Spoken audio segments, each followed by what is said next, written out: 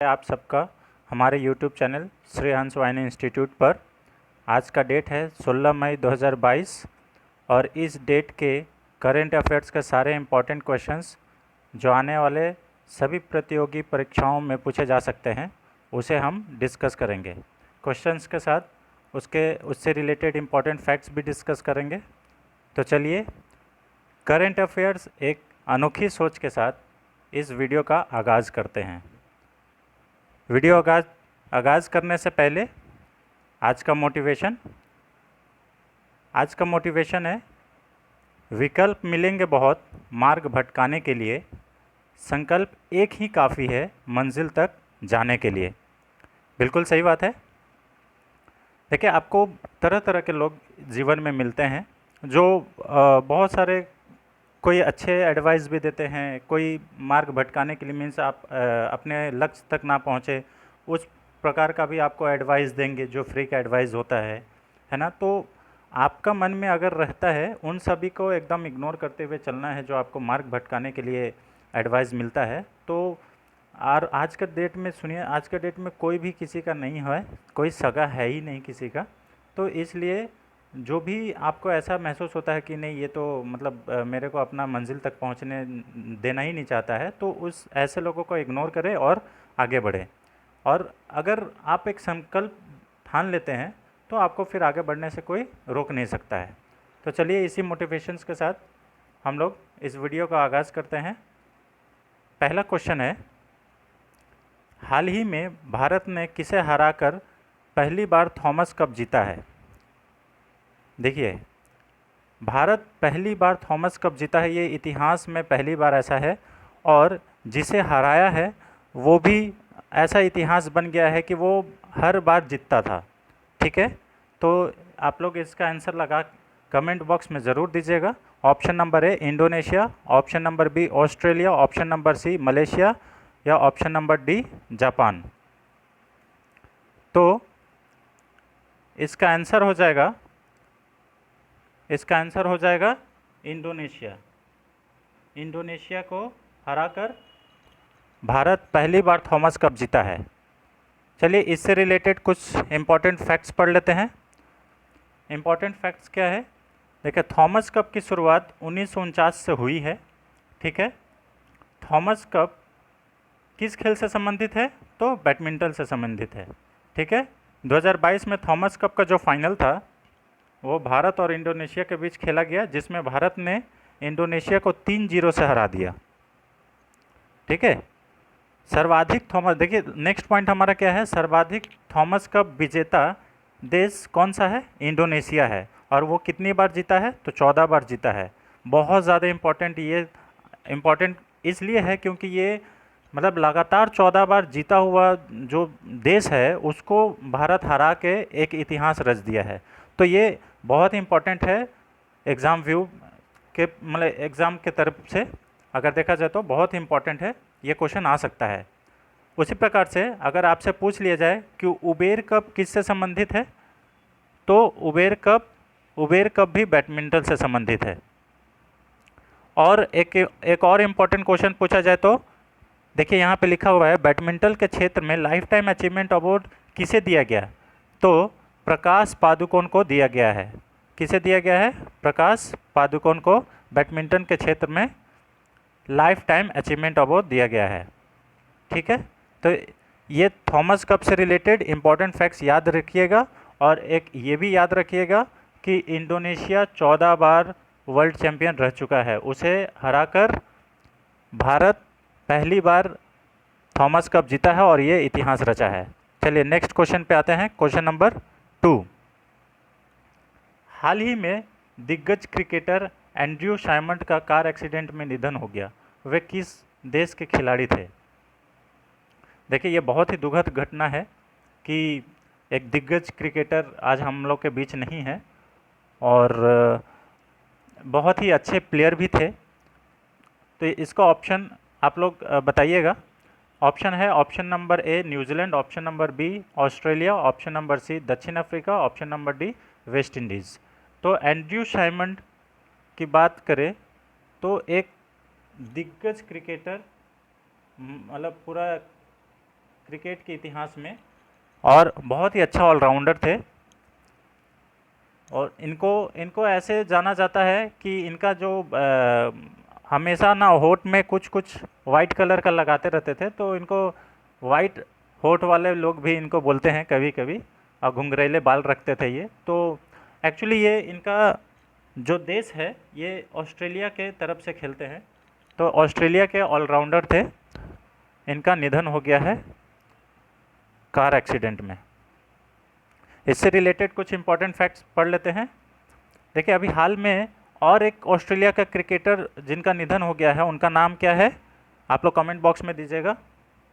उनका नाम है शेन वॉर्न। क्या नाम है? Shane Warne. और उनकी ऑटोबायोग्राफी का नाम क्या है? उनकी ऑटोबायोग्राफी का नाम है नो स्पिन। क्या नाम है? No spin. शेन वॉर्न की ऑटोबायोग्राफी का नाम क्या है? No spin. नेक्स्ट हमारा इंपॉर्टेंट फैक्ट क्या है? आईसीसी महिला वर्ल्ड कप किसने जीता? अभी हाल ही में आप लोग देखे होंगे कि आईसीसी महिला वर्ल्ड कप हुआ था, तो ये किसने जीता? ऑस्ट्रेलिया ने जीता है। ऑस्ट्रेलिया ने जीता है, ठीक है। नेक्स्ट अगला हमारा फैक्ट क्या है? ग्रेट बैरियर रीफ किस देश में स्थित है? तो इसका भी आंसर क्या हो जाएगा? ऑस्ट्रेलिया। ग्रेट बैरियर रीफ कहाँ पे है? ऑस्ट्रेलिया में है। नेक्स्ट, ऑस्ट्रेलिया के घास के मैदान को क्या कहा जाता है? तो ऑस्ट्रेलिया के घास के मैदान को डाउन्स कहा जाता है। क्या कहा जाता है? Downs.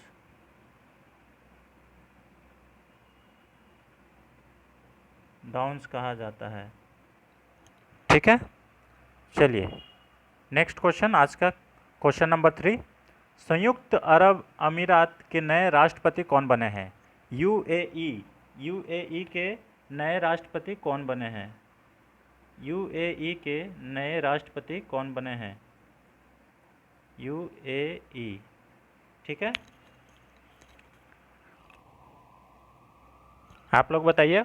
Option number A Sheikh Mohammed bin Zayed Al Nahyan, B Qaboos bin Said Al Said, option number C Zayed bin Sultan Al Nahyan, या ऑप्शन नंबर डी इनमें से कोई नहीं। तो आप लोग आंसर दीजिएगा। इसका करेक्ट आंसर हो जाएगा option number A Sheikh Mohammed bin Zayed Al Nahyan. ये इनसे ये प्रिंस हुआ करते थे। अभी उनका जो इनसे पहले जो राष्ट्रपति थे उनका हाल ही में निधन हुआ है, उनके जगह पे ये आए हैं, ठीक है। इनको नियुक्त किया गया है। तो और यूएई का बात करें अगर, तो यूएई का होप मिशन बहुत इम्पॉर्टेंट है। उसके बाद अब्राहम अकॉर्ड, आप लोग नाम सुने होंगे, अब्राहम अकॉर्ड जो अमेरिका ने करवाया था।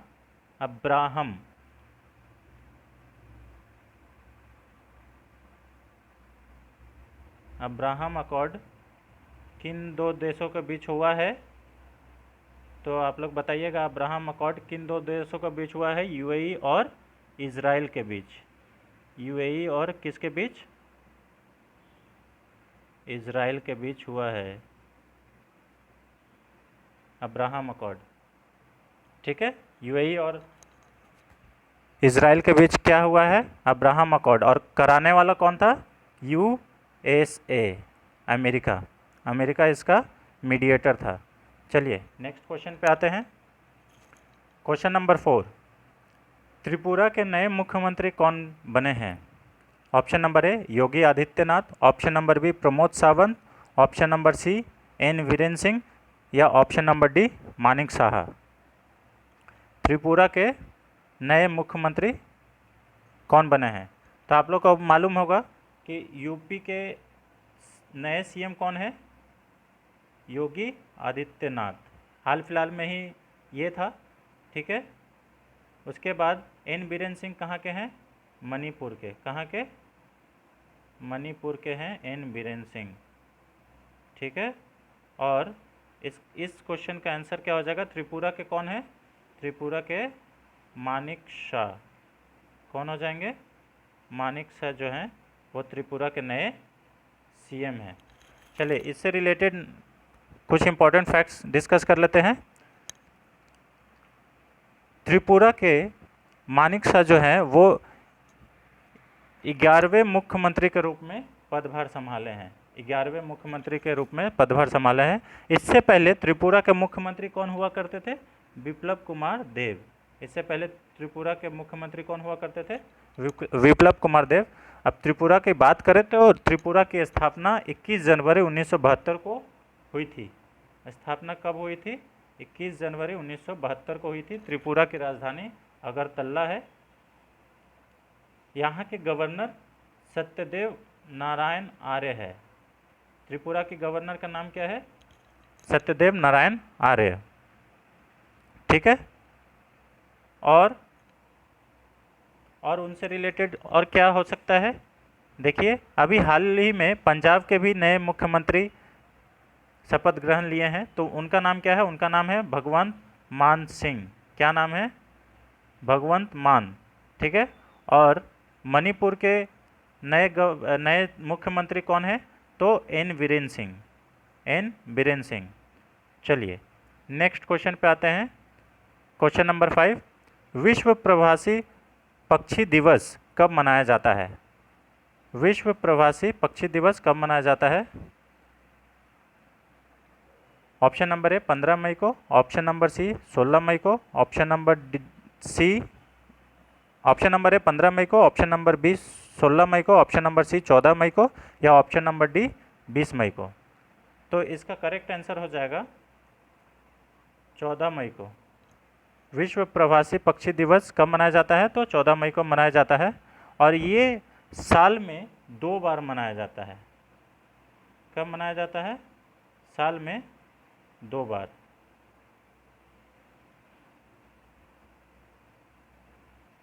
साल में 2 बार मनाया जाता है। एक तो आपका मई महीना में और दूसरा अक्टूबर महीना में। इससे रिलेटेड कुछ फैक्ट देखिए, विश्व प्रवासी पक्षी दिवस साल भर में 2 बार मनाया जाता है। एक तो 14 मई को और दूसरा अक्टूबर के महीने में मनाया जाता है। एक मई महीने में हो गया। ठीक है।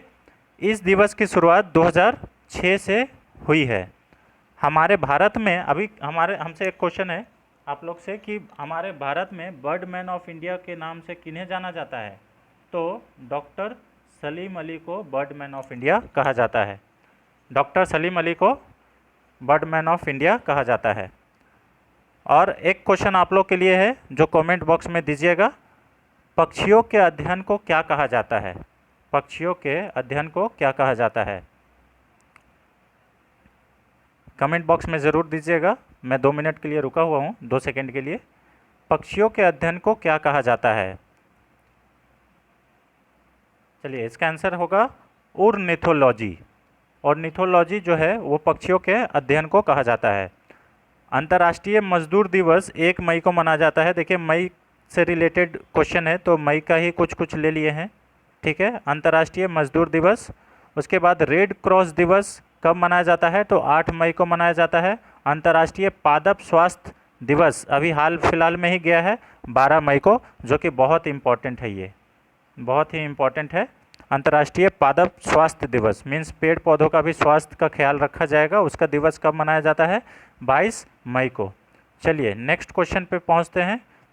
क्वेश्चन नंबर 6, हाल ही में national skill development council NSDC और किस देश की DP वर्ल्ड के साथ स्किल इंडिया इंटरनेशनल सेंटर का विकास के लिए हस्ताक्षर किया गया है?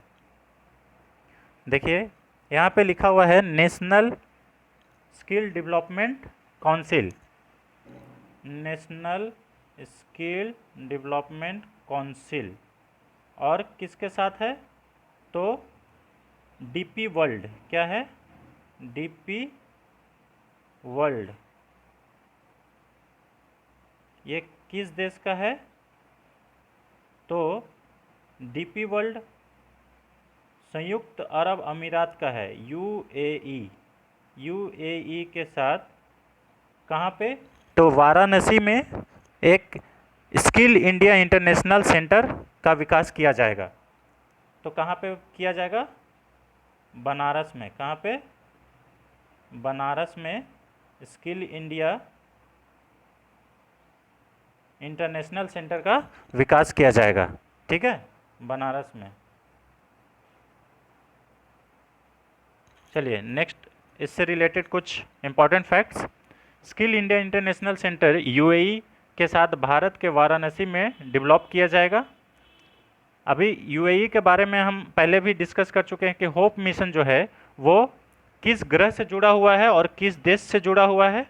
तो होप मिशन जो है, होप मिशन मंगल ग्रह से जुड़ा हुआ है, मतलब मंगल ग्रह के लिए ये मिशन भेजा गया था। और किस देश का है, तो संयुक्त अरब अमीरात का है, यूएई, यूएई का है। यूएई जो है ऐसा देश जो गोल्डन वीज़ा को गोल्डन वीज़ा देता है, और गोल्डन वीज़ा कितने वर्षों के लिए है, 10 वर्षों के लिए जारी किया जाता है। पहला महाभारत सेंटर, देखिए बहुत इंपॉर्टेंट क्वेश्चन है, पहला महाभारत रिसर्च सेंटर कहाँ पर स्थापित किया जाएगा, तो ये किया जाएगा आपका प्रयागराज में। प्रयागराज को पहले किस नाम से जाना जाता था, इलाहाबाद के नाम से जाना जाता था, अभी प्रयागराज है। तो प्रयागराज में क्या खुला है, पहला महाभारत रिसर्च सेंटर। ठीक है।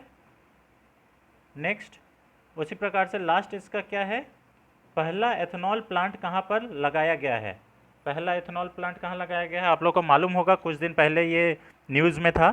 तो पहला एथेनॉल प्लांट बिहार के पूर्णिया ज़िले में लगा है, बिहार के पूर्णिया में लगा है। ठीक है, बिहार के पूर्णिया में पहला एथेनॉल प्लांट लगाया गया है। नेक्स्ट क्वेश्चन, क्वेश्चन नंबर 7, हाल ही में केंद्रीय मंत्री अमित शाह ने कहां पर राष्ट्रीय साइबर फॉरेंसिक प्रयोगशाला का उद्घाटन किया। बहुत इंपॉर्टेंट क्वेश्चन है, इंपॉर्टेंट क्वेश्चन है बहुत ज़्यादा। तो क्या है, केंद्रीय मंत्री अमित शाह ने क्या किया है, राष्ट्रीय साइबर फॉरेंसिक प्रयोगशाला का उद्घाटन किया है। तो कहाँ पे किया है, option number A Lucknow, option number B Gujarat, option number C Hyderabad, या ऑप्शन नंबर डी जयपुर। तो इसका आंसर हो जाएगा ऑप्शन नंबर सी, हैदराबाद में किया है। राष्ट्रीय साइबर फॉरेंसिक प्रयोगशाला का उद्घाटन कहाँ पे किया गया है, हैदराबाद में किया गया है। चलिए नेक्स्ट क्वेश्चन, क्वेश्चन नंबर 8, गति शक्ति संचार पोर्टल का संबंध किस मंत्रालय से है। ये भी इंपॉर्टेंट क्वेश्चन है, आप लोग नोट डाउन करते रहिएगा। गति शक्ति संचार पोर्टल का संबंध किस मंत्रालय से है। ऑप्शन नंबर ए सहकारिता मंत्रालय, ऑप्शन नंबर बी गृह मंत्रालय, ऑप्शन नंबर सी इलेक्ट्रॉनिक और सूचना प्रौद्योगिकी मंत्रालय, या ऑप्शन नंबर डी वित्त मंत्रालय। देखिए इसको हम लोग पहला तो बोलते हैं ये कॉरपोरेटिव मिनिस्ट्री। ठीक है, कॉपरेटिव मिनिस्ट्री जो अभी हाल फिलहाल में बनाया गया है। ठीक है, जिसके अध्यक्ष कौन है, अमित शाह। कॉरपोरेटिव हो गया, ये तो गृह मंत्री है, इसके भी जो हेड हैं वो कौन है, अमित शाह हैं। ठीक है, अमित शाह हैं। और इसको बोलते हैं माइटी मिनिस्ट्री। क्या बोलते हैं, माइटी, MEITY, माइटी मिनिस्ट्री। ठीक है, ministry of electronics and information technology ministry. ठीक है, मंत्रालय। और लास्ट में क्या है, वित्त मंत्री। तो ये जो गति शक्ति संचार पोर्टल है वो कौन लॉन्च किया है, option number C electronic and सूचना प्रौद्योगिकी मंत्रालय। ठीक है, और इसके हेड कौन है, इसके भी मंत्री कौन है, इसके मंत्री हैं अश्वनी वैष्णव। क्या नाम है, अश्वनी वैष्णव, जो हमारे रेल मंत्री है ना वही। ठीक है, अश्वनी हैं, अश्वनी जी भी हैं। ठीक है, चलिए इससे रिलेटेड कुछ इंपॉर्टेंट फैक्ट्स डिस्कस कर लेते हैं। इस पोर्टल का उद्देश्य क्या है, इस पोर्टल का उद्देश्य है सभी को ब्रॉडबैंड इंटरनेट प्रोवाइड करना। क्या करना, ब्रॉडबैंड इंटरनेट प्रोवाइड करना। ठीक है, इस पोर्टल को लॉन्च किसने किया है, तो अश्वनी वैष्णव जी ने किया है। अभी आप लोग को बताएं, जो हम लोग का रेल मंत्री भी है, भारत का रेल मंत्री कौन है, अश्वनी वैष्णव। और भारत के इलेक्ट्रॉनिक और सूचना प्रौद्योगिकी मंत्रालय के मिनिस्टर कौन है, तो वो ये भी अश्वनी वैष्णव जी है। ठीक है, चलिए नेक्स्ट क्वेश्चन पे आते हैं, question number 9, very important question है ये।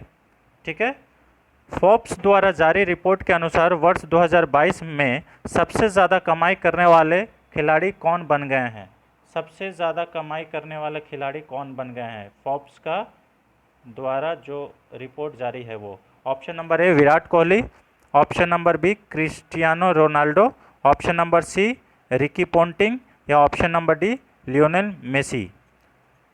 तो इसका आंसर हो जाएगा option number D Lionel Messi.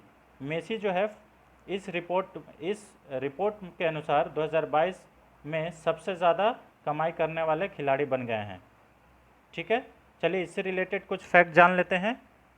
तो देखिए, अर्जेंटीना के फुटबॉलर लियोनेल मेसी फोर्ब्स द्वारा जारी रिपोर्ट के अनुसार 2022 में 130 मिलियन डॉलर के साथ सबसे ज़्यादा कमाई करने वाले खिलाड़ी बन गए हैं। इस रिपोर्ट के अनुसार विराट कोहली दुनिया में सबसे ज़्यादा कमाई करने वाले खिलाड़ियों की सूची में कितने नंबर पे हैं?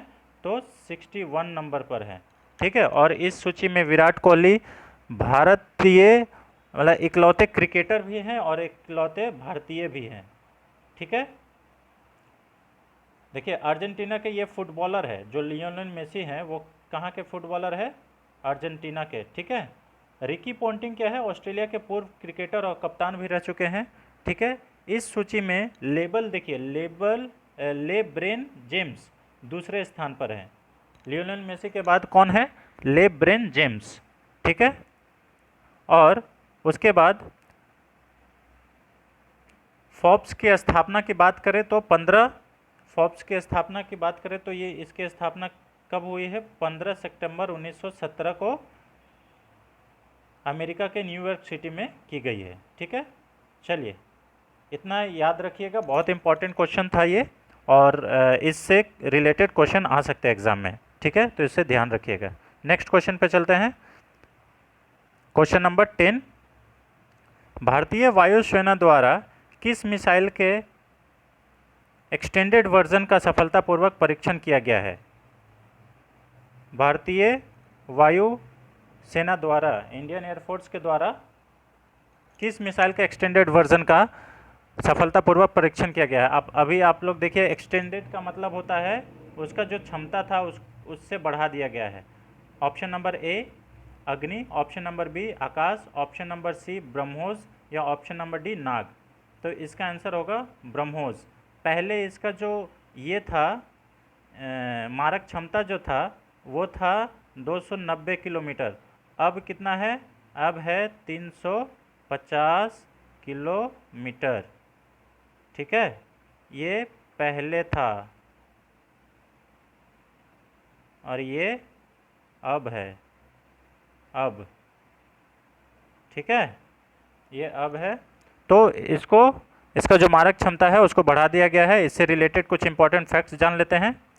ठीक है, भारतीय वायुसेना द्वारा ब्रह्मोस मिसाइल का सफलतापूर्वक परीक्षण किया है, और इसको किससे परीक्षण किया है? किस चीज़ से परीक्षण किया गया है? तो सुखोई 30 से किया गया है।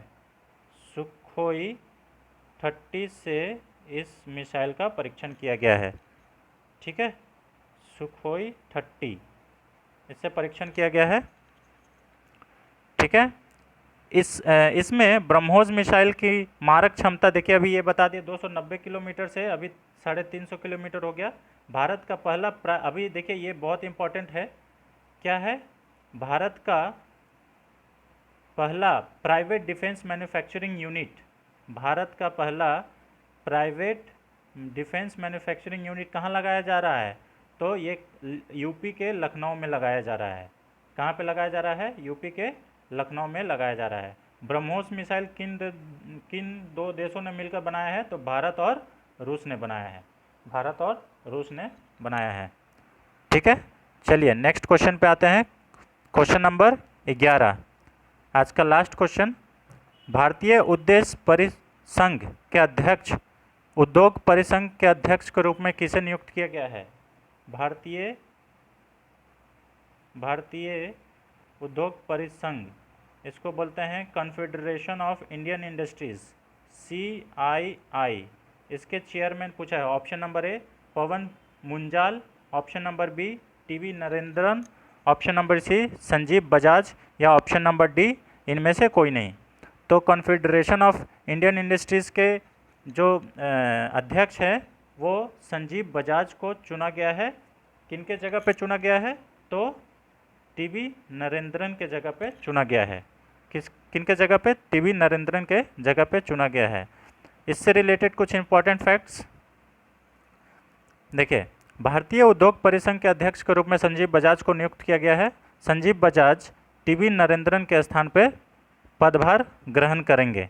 ठीक है, उससे रिलेटेड और भी जैसे फिक्की जो है FII, इसके चेयरमैन कौन है, इसके अध्यक्ष कौन है, और नैस्कॉम के अध्यक्ष कौन है। तो फिक्की के अध्यक्ष कौन है, संजीव मेहता, और नैस्कॉम के अध्यक्ष कौन है, कृष्णन रामानुजम। ठीक है, नैस्कॉम के अध्यक्ष कौन है, कृष्णन रामानुजम, और फिक्की के अध्यक्ष कौन है, संजीव मेहता। ठीक है, तो ये रहा आज का 16 मई 2022 का इम्पॉर्टेंट क्वेश्चन, जो क्वेश्चंस सभी प्रतियोगी परीक्षाओं में पूछा जा सकता है, बहुत इम्पॉर्टेंट है। ठीक है, तो अगर ये वीडियो, ये प्रयास मेरा अच्छा लगा है तो कृपया करके इस चैनल को सब्सक्राइब करें, अपने वीडियो को पूरा देखें और अच्छे से इसको नोट डाउन करें, ताकि कोई भी परीक्षा में बैठने से पहले इसका एक शॉर्ट नोट बन जाए और आप उस परीक्षा में वेल परफॉर्म कर पाएँ। Thank you so much.